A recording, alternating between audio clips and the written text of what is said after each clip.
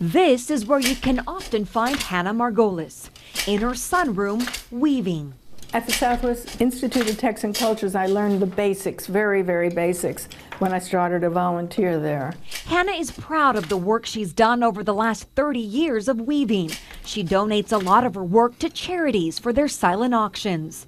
That says shalom. At 80 years old, Hannah remains active, volunteering at many different organizations, but her story actually begins on the East Coast. Okay, I was born in Brooklyn, New York. Hannah stayed in New York until she graduated from college. She decided she wanted to go on to graduate school to become a physical therapist. And so do you get nominated? Only her parents didn't have the money. So the Air Force offered me a one-year scholarship in exchange for 2 years of service. And then 27 years later, I retired. Hannah retired as a colonel in the Air Force in 1983. Is that you? Yeah. Oh my goodness. That's me.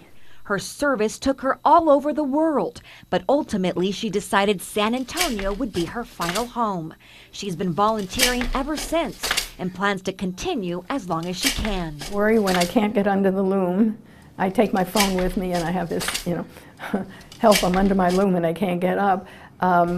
So if that ever happens, then I'll have to give up weaving, but so far, weaving's still there. And volunteering,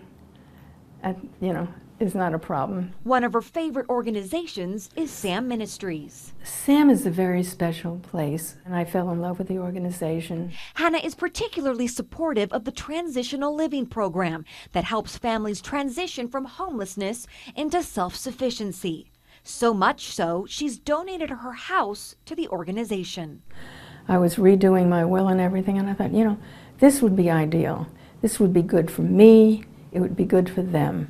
Hannah has spent most her life serving others. So you wash it afterwards? Oh yeah, everything I do is washable.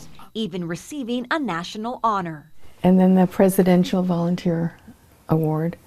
But she still finds time to travel. She just came back from an Amazon trip and is already planning the next one. In the fall of 2016, I'm going to take a Northwest Passage cruise. It starts in Canada, goes across the northern part, and ends up in Greenland. Until then, you'll likely find her here, working on her next masterpiece.